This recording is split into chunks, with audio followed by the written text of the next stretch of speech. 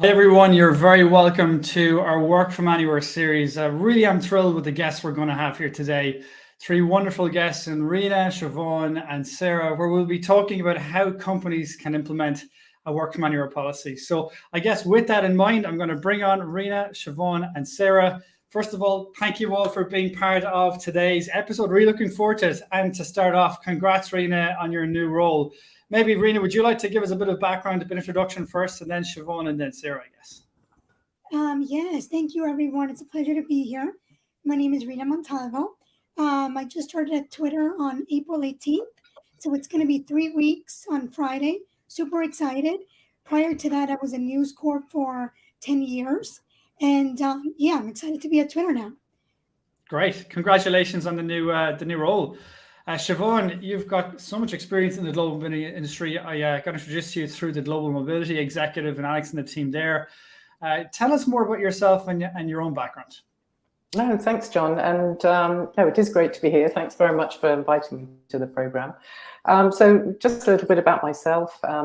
I was brought up as an expat kid, so lived all over the world, and that must have had some impact on me because I ended up somehow getting into global mobility, and I've worked in the industry now probably about 35 years or more. Hate to admit that. And I think I've been really lucky because I've been able to experience working both as a service provider, as a consultant, working for firms like Deloitte, EY, Mercer, specializing in global mobility transformation. But I've also been a head of mobility for a number of companies, including Thomson Reuters, Naspers in the Netherlands. And most recently, I was interim head of global mobility for Pandora, the jewelry company in Denmark. And now I'm sort of taking a bit of a backseat, but working with my own consulting firm and advising companies on sort of mobility, doing some speaking, those kind of things. But I, just wanted to add to the introduction that, having worked in the industry for such a long time, I have to say this is probably one of the most exciting times to be involved in global mobility. And I think this whole area of remote work is fascinating, and I think it's really going to blow apart sort of traditional mobility and how we've known it up till now. Oh, let's dig into that. Tell me more. What makes it such an exciting time? And by the way, in the meantime, for anyone who's tuning in, feel free just to mention the comments where you're tuning in from as well. But why is this the most exciting time, Siobhan? Well, I think mobility's been around for a long time, but I think now the opportunity to really expand the role of global mobility as a function within organizations to make it much more strategic. I think we've all talked about getting that seat at the table. And I think in many ways, the pandemic has provided us now with that seat at the table. So it's up to us, I think, to really embrace what's going on and make quite significant changes, to think of mobility in a different way, not just 2-year out and back assignments, but much broader across the organization in terms of the types of moves that a company wants to make. Yeah, I guess if you look at the expat assignments, typically more than 365 days, whereas now obviously it's anyone going for more than a couple of weeks. That kind of less than a year and more than a couple of weeks segment is really exploding. Sarah, tell us more about yourself remotely. What's going on there? Yeah, hey everyone, it's great to be here. I'm in Dubrovnik, Croatia right now, speaking at the Digital Nomad Conference here. So that's a fun part of being able to work remotely and live wherever you want and travel.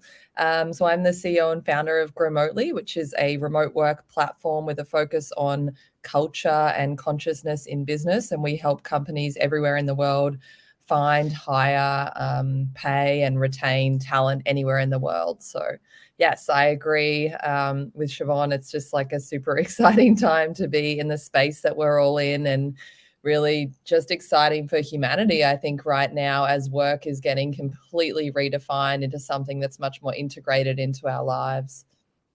Isn't it wonderful? I mean, you had kind of the hyper-personalization of the e-commerce world in the 1990s and 2000s, and now it's kind of coming to work, I guess, isn't it?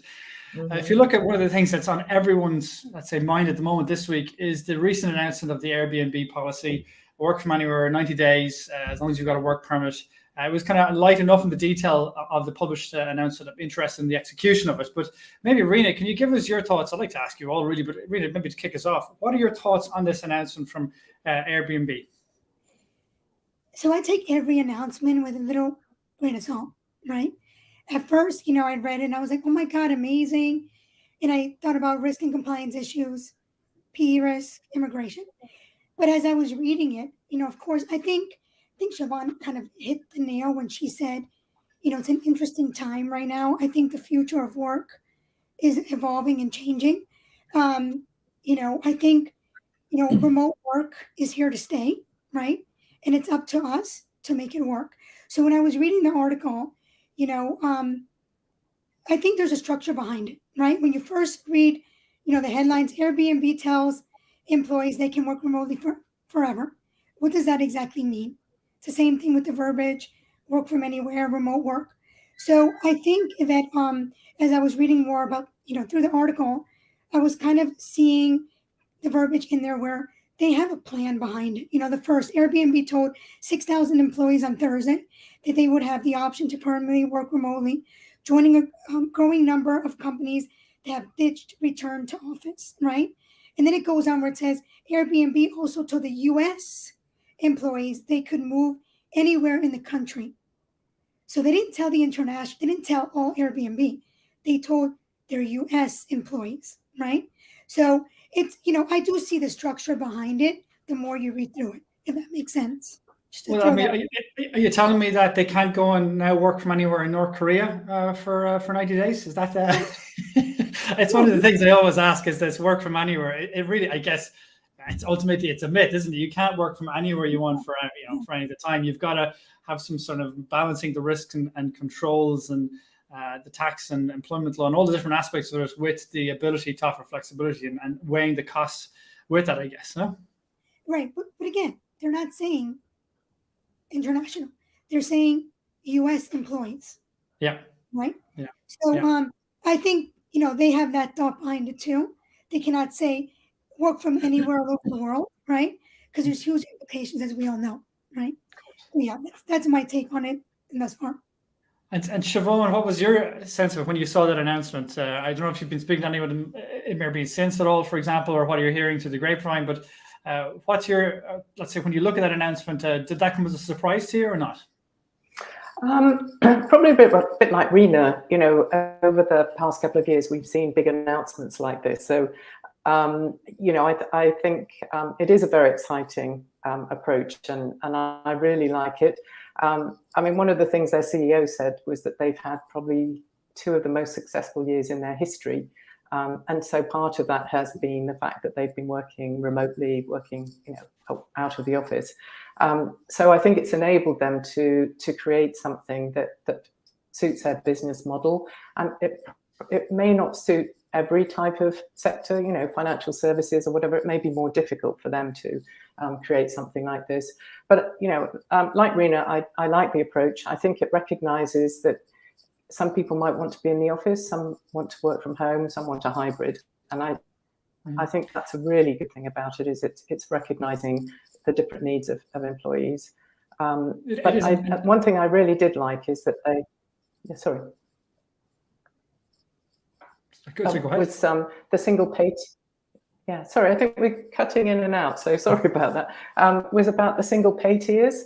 I thought that was a really great idea. Per country, there's a single pay tier. I found for the 90 days work from anywhere, I still think that that's under development. And I suspect that if they're going to introduce it in maybe September, that there'll be a little bit more work on that and perhaps a little bit more content to come out in the coming months. But, as an approach, I think it's really great. And but I would add again, that I think it suits their culture, their type of industry, etc. But really good effort, I think. Well, yeah, exactly. In many ways, I guess possibly a talent attraction tool to try and get people to come to Airbnb, but also encourage other companies to look at this. I mean, I have to give credit to them. I think they're talking about trying to make open source some of the barriers to this, tools to assess tax and other things as well. I'll be very excited to follow that space. What about you, Sarah? I don't know if you've been speaking to any people in Airbnb since, or do you sense this is something that will move the Airbnb brand, certainly from a talent attraction angle? Yeah, I mean, I think right now any company that's offering remote work truly and anywhere work is absolutely going to be winning some of the best talent for sure. We can see evidence of it everywhere. I think what comes to me, I mean, we at Remotely, we truly are anywhere, work wherever you want, do whatever you want. I don't mind. But we started like that. And obviously for bigger companies that had talent already engaged as employees and under current situations for years before, I understand like there's a whole lot of risk mitigation stuff that has to happen when you have someone who's technically an employee, a tax resident of a certain area. I really love using the independent contractor model with our team because it gives them the absolute freedom to work wherever they want and be responsible for their own tax residency and figuring out where they want to pay taxes. And, you know, I did a quick post on LinkedIn a little while back and I ran through my head, and for context, our team size is 22 people. So I'm certainly not, a 6,000 person company at this point, but 13 of my team had already moved countries, at some point during their time with us. And that's something that I really feel proud to be able to kind of offer. And where I'm super excited about the world going is like, can we actually uncouple employment from all of this kind of government legislation and make it a lot less complex than it currently is, because it now doesn't actually have to be in any particular location, or at least some knowledge workers and other type of work doesn't have to. So how can we simplify and streamline the whole thing rather than making it more complicated?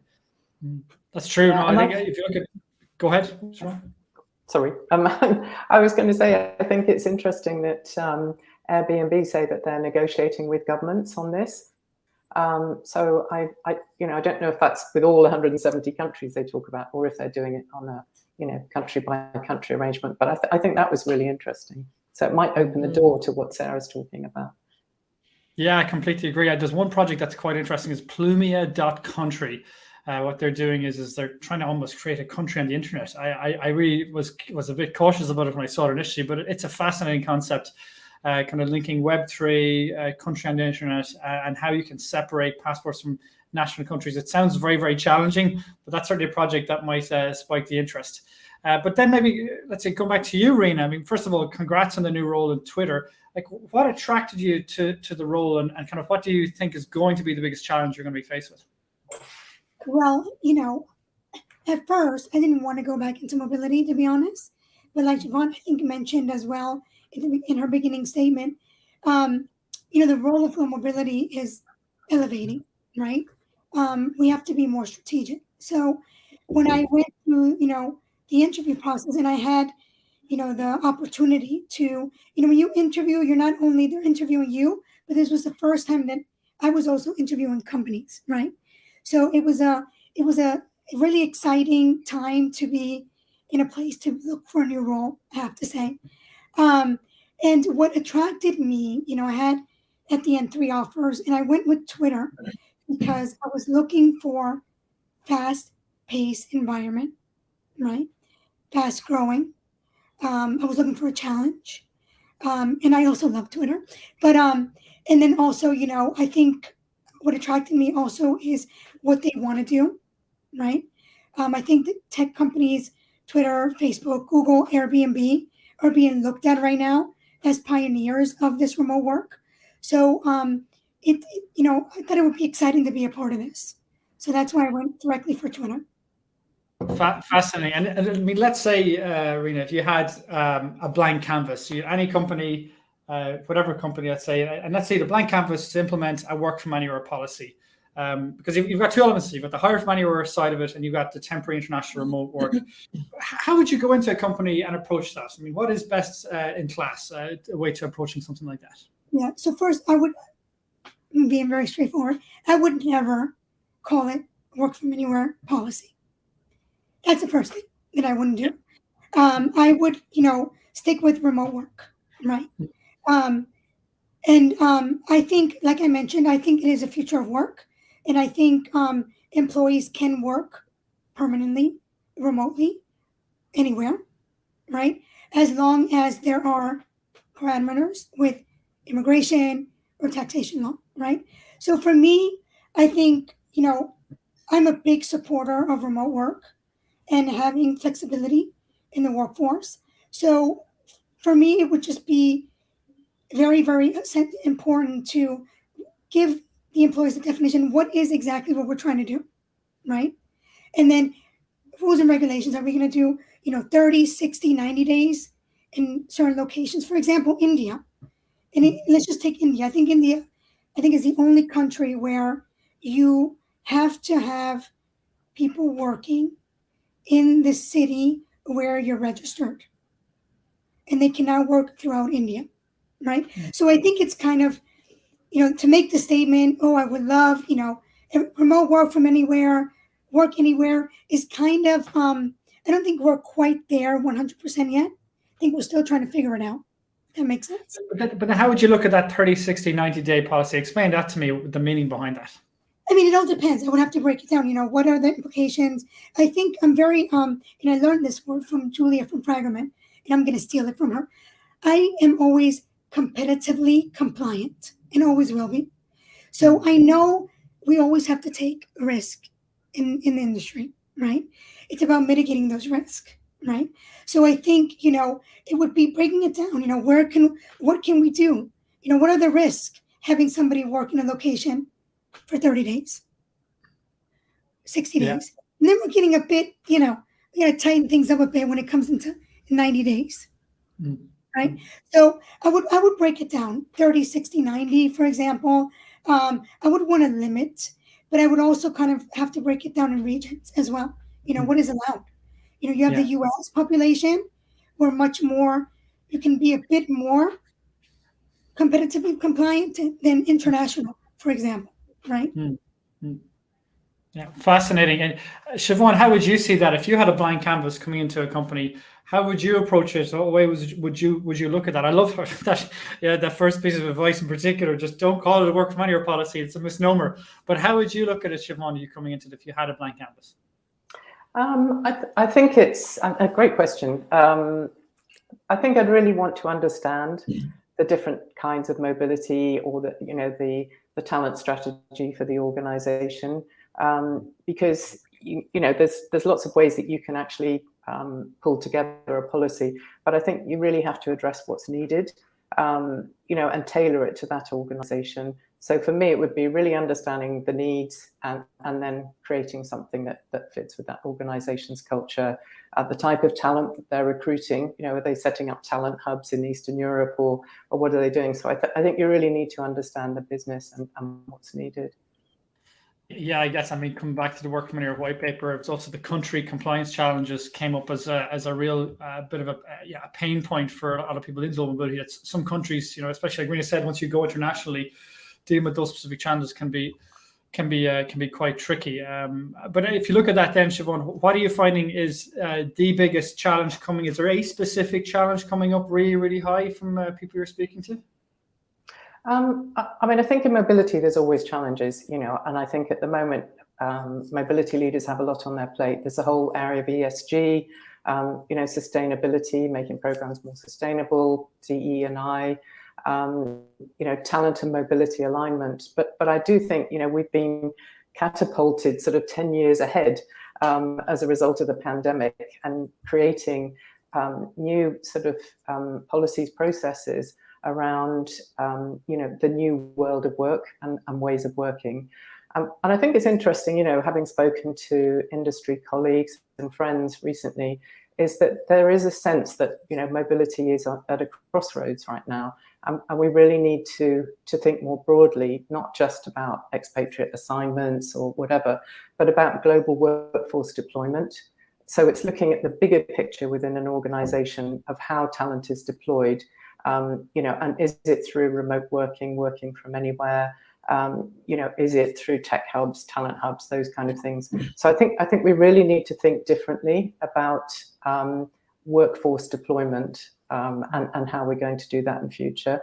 And I think a lot of that is being driven by, the labour market skill shortages, the need for companies to put in place really good programs to attract and retain talent, because, it's very much a candidates market out there right now.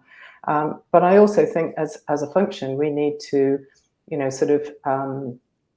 redefine our roles, to upskill ourselves, embrace technology and all the changes that are getting on. So I think mobility is really going to change over the coming years. Excellent. I don't know whether Rena would agree with that, being another sort of. No, I totally agree. I totally agree with that. I think it's going to change and evolve, and I think the expectation of mobility is going to be greater, right? Yeah. So I totally agree. Very, very, very exciting. And Sarah, I mean, one of the things I like of what you're doing remotely speaking, coming back to one of the points that Siobhan made about organization culture and whatnot changing. I think that's one of the things you've got visibility from on the talent side, the talent mobility side between the jobs board, for example, but also with the culture tools you have and remotely as well. How do you see organizational culture evolving in this new remote world, Sarah? How do you see that going? Where is it going to go? Yeah, it's such a great question. I mean, I think I've been working remotely, turned all my companies remote since 2014, and really saw a huge evolution in myself as a leader and in our company culture. And it's really beautiful. It's what I always say, it's like the key that unlocked the door for me to become, a much more conscious leader and create a much more conscious culture within my organizations. And that's what I see will start to happen as we work remotely and have more freedom and flexibility. That requires a level of trust and empowerment. And it is tricky to navigate early on and it takes time. But once we get there, it's a far more enjoyable kind of way to be working together. I'm, probably a little bit on the other side of things than Rena, maybe like more taking the risks and more like thinking about creating this new future and this new world. And I do want to kind of put that out there and remind people that like everything that is currently existing was made up, and we can make up all new ways to exist. And I think that's a really important opportunity for us to consider right now. I'm actually part of Plumia, like the founding people making this internet country, because we're like, well, why not? Like countries themselves are made up. Why can't we make an internet country up? And what's the biggest barrier? What is the biggest barrier? I love the vision. What's the biggest barrier to that you think you're facing?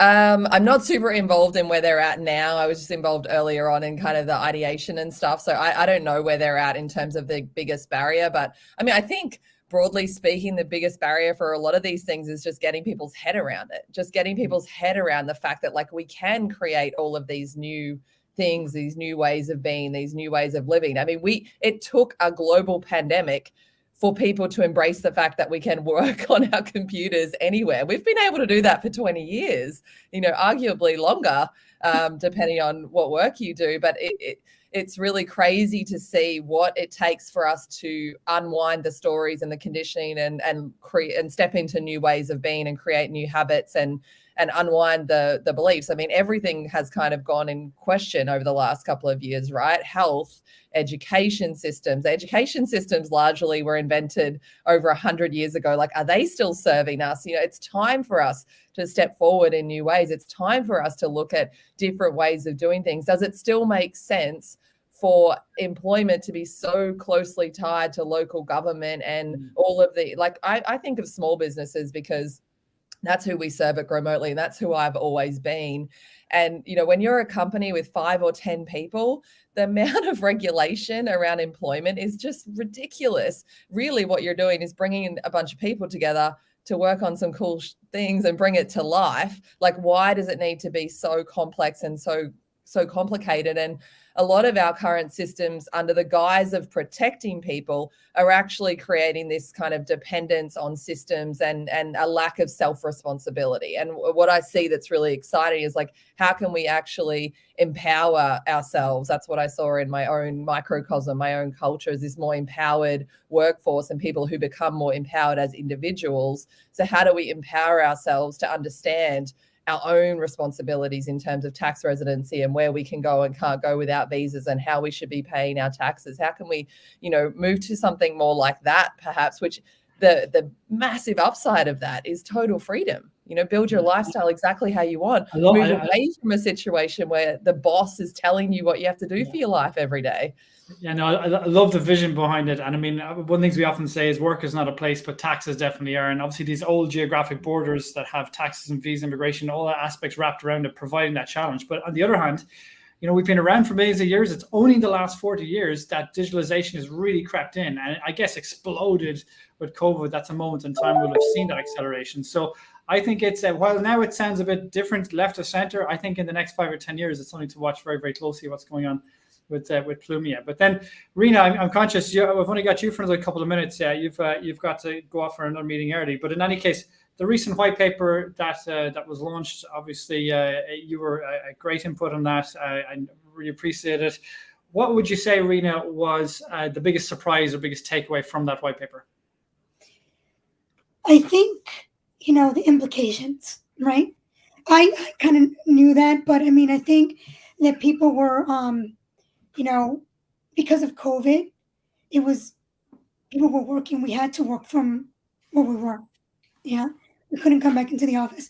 So when I looked at the white paper, I reviewed it last night again, I think was, the implications, to really, I think, the PE risks, right? Immigration, right? I think those were, what people are still struggling with, trying to figure it out, right?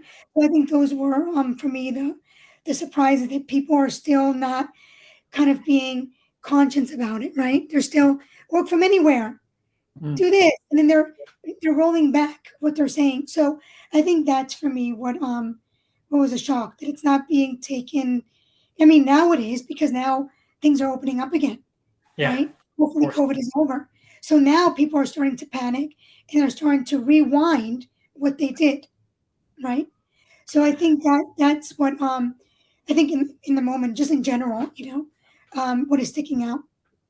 And then another a question that I have on you before you go. Do you have any good suggestions for people that are really well worth following in terms of seeing where the future of this is going to go, or even technology or solutions, or any tips that you might have that you'd recommend to other people coming in? I mean, for example, one of the things I often say to people coming in who reach out, I say, particularly global mobility people or in tax and whatnot, I say, listen, the global mobility executive is great.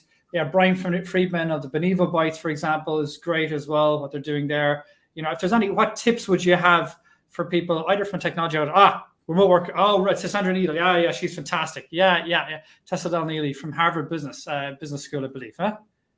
Yeah, because I think, we have the whole, this book is great. I mean, just because she also talks about performance. I think, Sarah, you touched on those things, right? Where you said how you've grown as a leader, right? She touched on those points as well. So we can look at remote work and say, how can we work remotely to achieve success for a company? But also we can't forget about, how do we grow as leaders? How do we deal with our remote work teams, right? So I think she's also really great to follow. I know. Was there one great tip coming out of? I know there's lots, but what was the most powerful tip coming out of that book for you? I mean, there's a lot. There's just so many, but I did highlight. I mean, she has just so many. I think also about how I think it's important for me. How do you work constructively, emotionally with a remote team, right? I think in the moment it's about the human relationship. So I think that kind of those tips are in here. A lot of them, like how do you structure your team? How do you get the best out of your team? I think that for me in the moment is what I'm looking at, because I have a new team who they're amazing, and that's I'm really looking at how can I support them, right, in this current time.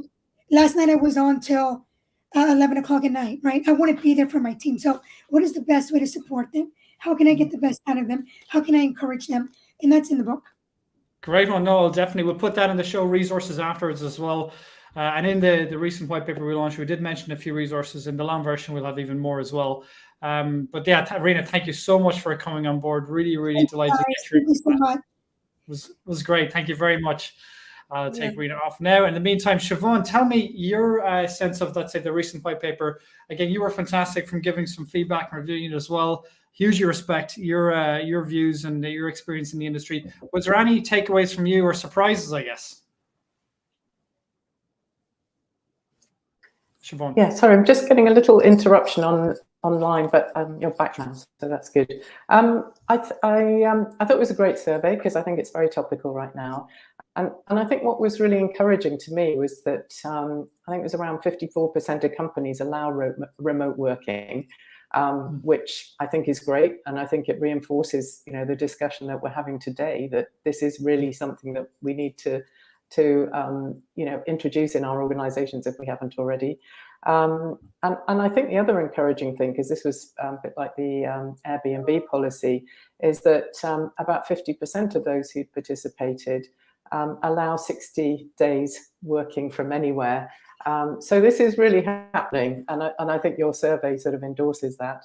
And I think what was interesting in the survey, Siobhan, just to comment on that, within the survey and in the long version we'll include it, but in the subset of global mobility leaders, there was definitely lower, obviously. Without that included people from all backgrounds, let's say from finance and HR and whatnot.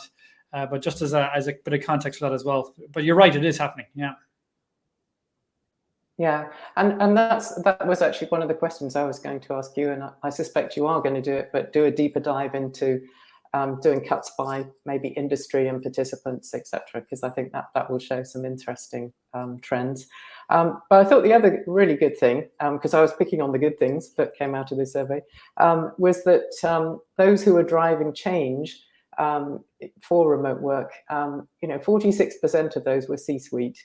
And I think if you've got that level of commitment in an organization, then you're going to be able to introduce change, because that's often one of the biggest barriers is getting sponsorship of introducing new ways of working, etc. So I thought it was great, and looking forward to the long version. Yeah, great. And thanks very much, Siobhan. I appreciate it. I think the other thing that came out, which for me was interesting, was for 55% of companies, they expect work from anywhere to be the core or the standard industry benefit. So I think I can imagine that would probably be tilted towards the technology industries that are very open to remote work. So it'll be interesting to see what happens with that. I'm conscious, Sarah, you've got a lot of knowledge of, let's say, the small and medium-sized company and what's going on there. It's one thing for a large corporate with a big global mobility team to be able to manage all these different risks. But if you're a small to medium-sized company, how are you going to manage that? I mean, it's not easy if you're having to manage like contractor misclassification, all the different employment law aspects, permanent establishment for corporation tax, even individual tax residency. It's really tricky. What do you say to companies that are coming to you trying to manage all these risks? Yeah, and I mean, I guess without just self-promoting, that's exactly what Growmotely does. So thank you. Maybe I should just say thank you for the good setup there. But yeah, I mean, we've just lent into the independent contractor model. I guess there's slightly different terms in different places around the world, but really just keeping it super simple so that companies can engage talent. Smaller companies can build a team of 5 people from 5 different places and just do it in a simple manner that's really streamlined. Obviously, we have a partnership that we're working on with one of the big global payroll tech providers that do the proper employment stuff if that is a need. But I really kind of wonder how much of a need it really is. And really, we're just working to make it super simple for people and for the team members as well. You kind of do an independent contract, they get paid a monthly fee. At Growmotely, we do unlimited leave. We kind of let the companies discern whether they want to pay for leave or not. It's just sort of agreed on a one-by-one basis, but they really do have ultimate freedom. They can work anywhere. They bring all of their own equipment. So they pretty much fit under that definition anyway. And I think what I hope to see is, maybe a new definition. Maybe there's a new definition of type of employer that just hasn't existed before, that can be simple and more streamlined, because it's already complex. And then adding all of these international aspects, we could go down the path of making it hella more complex, but is there an opportunity to make it more simple? And it's working for us. Well, one of the things I've seen, which is interesting to look at, is if you look at, for example, Hopin, you go to their careers page. Yeah, we're on the Hopin platform. I think Hopin owns StreamYard, and which we're live streaming from now at the moment. But they say in certain countries, you're going to be hired through a legal entity. In other countries, you're going to be hired as a contractor, because we know they're not very hot on contractor misclassification in those countries. And in these countries, it's going to be an employer of record. because in those countries they're not very hot on, but they're open to the idea of employers of record. But it's a set number of countries, and they limit it. I guess, Siobhan, is that also how you're seeing? Because again, I'm conscious there's two aspects of the conversation. There's a temporary international remote work site for anywhere from like a week to 12 months or beyond. But then there's actual structural hire from anywhere side of it. Like, Siobhan, how do you approach that, or what's the best way to approach it? I mean, is that Hopin model probably a good approach, that you say, well, depending on the country or the menu, it'll be this model or that or another, I guess? Yeah, I mean, I think for temporary cross-border working, I think probably in mobility we're more used to dealing with those kind of moves. Maybe somebody going for 2 or 3 months. And so you would then look at the key things: immigration, tax, and payroll, and how you're going to manage those things. I suppose the question is, whether those are actual employees, in which case having a short-term type assignment is not really that difficult to put in place. If you've already got a policy, you can just tweak it to adapt to sort of changes that you need to make. But if you're looking at contingent workers, then that may be more complex. And I think that's perhaps somewhere where Grow Remotely comes in, because you can advise on those sort of arrangements. But I do think for the more permanent arrangement of somebody working from anywhere, it is quite a complex area. I've had to deal with that myself, in different roles. And I think the key things are really understanding, what the business need is, as I sort of mentioned before, but also, do you have an entity in the country that you're sending people to? Is it going to be straightforward to hire them? Do they actually have a payroll? Because you might have an entity, but you don't have a payroll. And if you don't have an entity, are you going to set up a registered office? Now that can take time, it takes money. Or do you use a PEO, EOR, as you just mentioned, to hire somebody? So I think, there's lots of different options. And again, I think it depends on the company, the size. Do they have offices all around the world? Because that makes it much simpler. And if you don't and you need to hire people quickly, then I think looking at EORs, PEOs, that can be a really good solution to getting people hired and on the ground quickly. So it is quite complicated, but I think there are ways of doing it. I think getting the right advice from your providers, that kind of thing. So I think anything is possible these days. Have you, I mean, again, come back to your being something we've seen ourselves. Are you seeing, when we're speaking to people, we often say, okay, you have the legal entity or branch approach over here, then you have the employer of record approach as an option, then you have the contractor approach, and the fourth block, which is kind of a new block almost, or certainly a new name, is the digital nomad visas. And in some cases, they can be a nice little solution. Are you seeing companies being more and more open to that, or still a bit cautious around that kind of fourth block that's coming out? Maybe Siobhan or Sarah, either you can feel free to jump into that if you've had experience in it. Go, Siobhan. I mean, yes. From my perspective... Sorry, John, you were breaking up a bit for that last bit. I didn't catch what you said. Yeah, sorry. What I was saying, Siobhan, is that you've got kind of 4 different options. You previously, in the past, you really only had 2 options. You'd set up legal entity or hire as a contractor.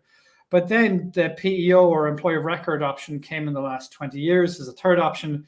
And the option more recently in the last kind of 1 to 2 years has been the digital nomad visa. So, countries really trying to attract in these remote workers to give them certain tax incentives to be able to work there and be able to have that kind of visa to be able to work there compliantly or whatnot. Is that an option you see become more into focus, or are companies still a bit cautious on that?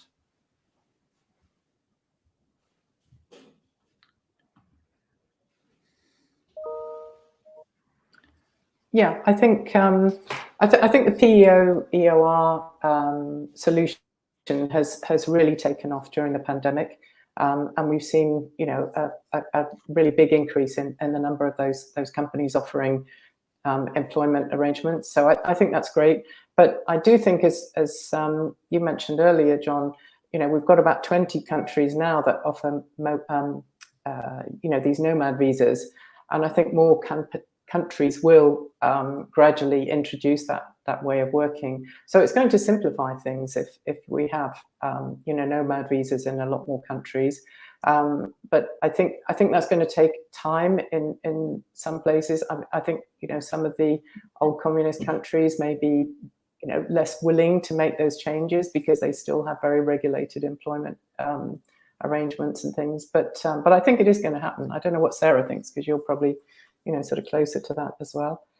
Yeah, I mean, that's what we're here in Croatia talking about. And I've got our own team members, so a lot of them are nomads and they're moving around and using these different visas or exploring the different ones. But I think, it's very empowering from the individual perspective that they can look into these visas and choose where they might want to go and they might want to work. And I think that's really what those visas are set up for the individual. They're not specifically for the country, for the company. I wouldn't imagine, although there's probably an advantage there if the company did want to send some people there for a short time and they happen to have a digital nomad visa, that probably streamlines the employment aspect, the legalities of that. But I think where that digital nomad visa thing is really exciting is just for individuals to be able to travel and prior. I mean, people have been digital nomading for a long time, but it was just visa runs and whatever we could do I was doing it as well, just whatever we could do to get back in the country. And I mean,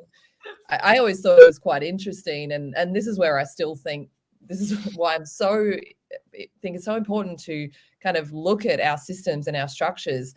For a long time, I remained a tax resident of Australia and I would pay all my taxes in Australia, despite the fact I probably spent 2 or 3 weeks a year there, and I don't have any problem paying taxes in the places that I'm staying, but there's no current system for that, so maybe with something like Plumia, an internet country, I don't know, maybe something like the taxes get paid there and they get distributed out based on where you've actually been or something like that. It's time to start dreaming about new worlds and new ways of being, because I was playing by the rules and I was paying my tax in Australia and I wasn't overstaying visas anywhere.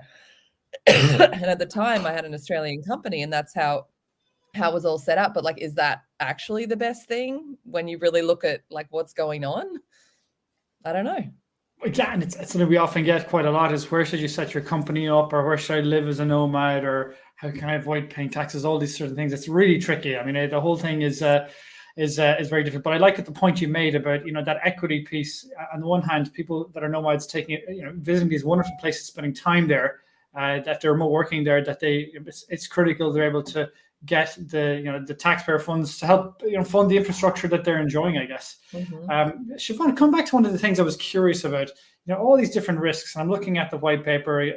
Permanent establishment, for example, can be very, very high sort of visa and immigration. You look at employment law, again, comes up another risk.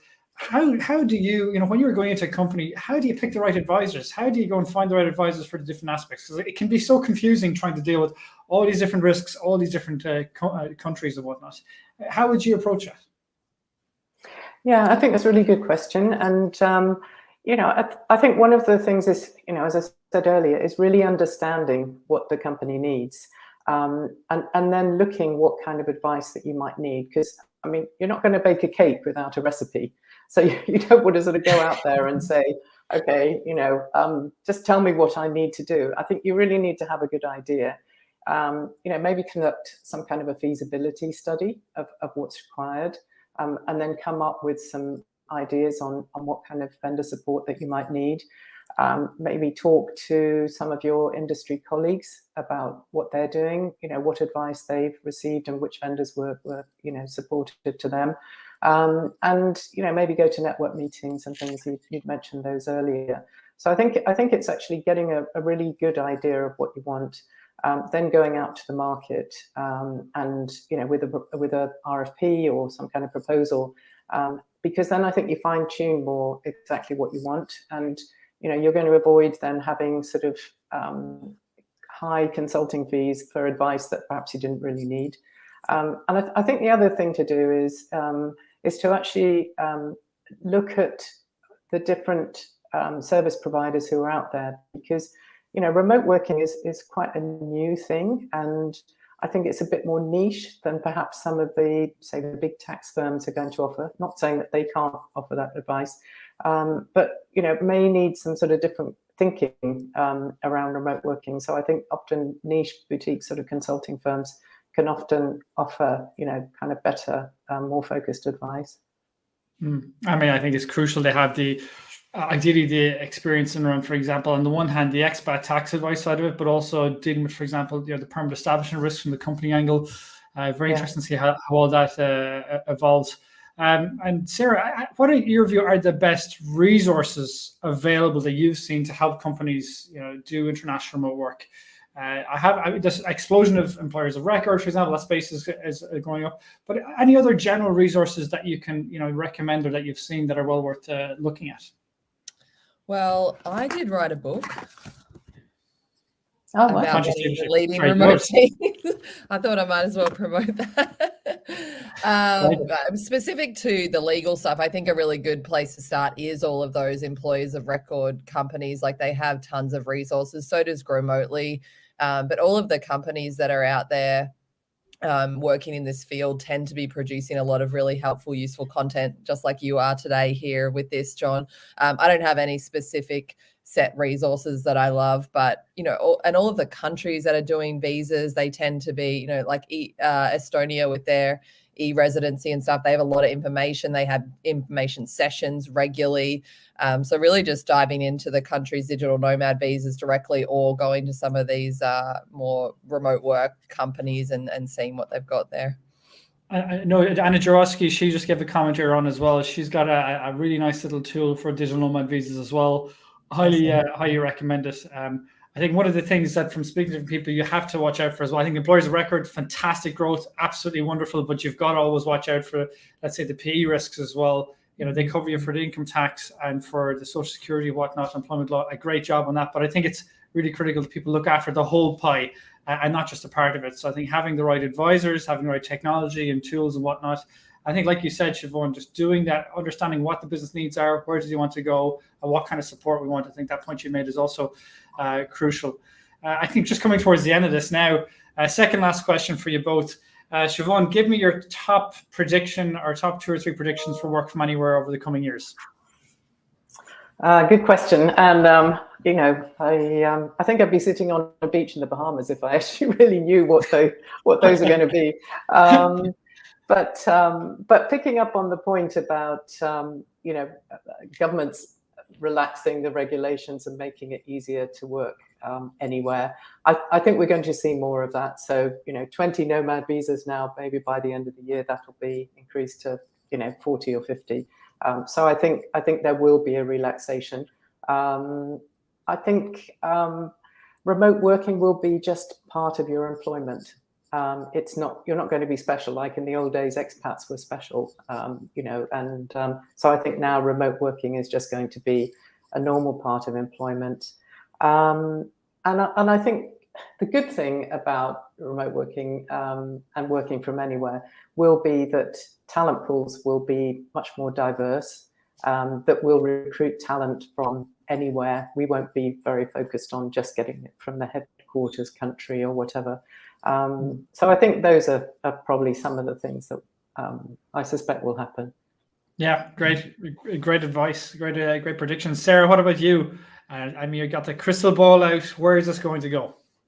Yeah, I totally agree. I think remote work will definitely become normal. I think once we see all of the 5-year office leases and things like that start to expire, we'll see the longer term effect and impact. Those of us who work in this space just know how high the demand is. And if you make any post on LinkedIn about remote work, you get a lot of comments on it, everybody for it. And I saw somebody speaking against it and they had 1,500 comments, but they were all saying, you're crazy, like this is the future. So just looking at what the market is wanting and demanding, it's pretty obvious. I do feel excited about the possibility of a new form of classification of worker or something. I feel excited about when we actually create laws or a framework or whatever to operate in, where a small company in Kenya can, employ 5 people in 5 different parts of the world in a really streamlined manner. And I think we have to get there. And looking at what's happening with the digital nomad visas, it's very obvious that governments in countries around the world, and especially smaller countries or what have you, like they're seeing this as a real opportunity to attracting good people, to simplify things, to become more of a, it's no longer about being a big land mass necessarily and a big population to have power, but how can we create this world where people can come and go and move around more freely, and those who are engaged in work who can come in and bring their money into the country and contribute to the world. I think that's absolutely going to happen. So yeah, I think those are the kind of predictions that I feel excited about. And if you think about it, there's a good reason why. At the end of the day, you get a stag party flying in a cheap flight, or you get a cruise passenger in who just come in.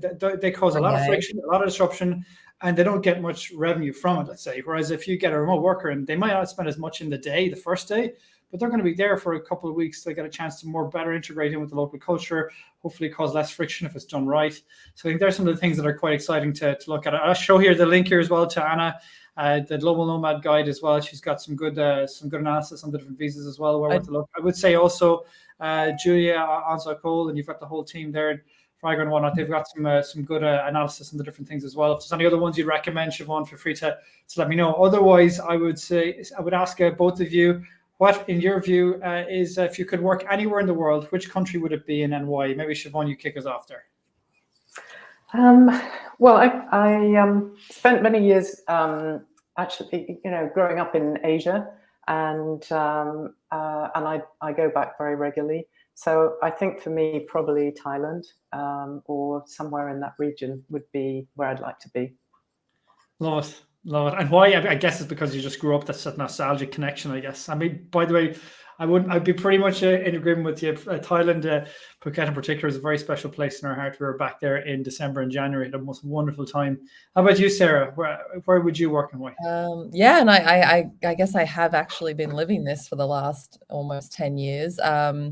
But I chose to move to the US because I love being there. So I'd have to say that for sure. But I love Bali, Guatemala, and Tel Aviv, three of my favorite hotspots that I used to spend a lot of time in pre-pandemic. So yeah, I mean, there's so many great places. Yeah, it's like asking who your favorite child is. If you're a travel addict like me, it's just like, oh my God, where's next? well, listen, thank you both so much for being part of today's episode. Thanks also to Rena for a contribution earlier. I really enjoyed it. A very, very enjoyable chat. So many insights, so much to chew on, I think. And what's nice is just to mixture all three of you giving the different angles of where this is all going to go and how companies can approach it. So wish you all luck. Thanks so much for being part of it. Really appreciate it. Yeah, thanks for having us, John. It's great to be here. Great to chat with you, Siobhan. Thanks. Yeah, thanks to the audience as well. Thanks very much.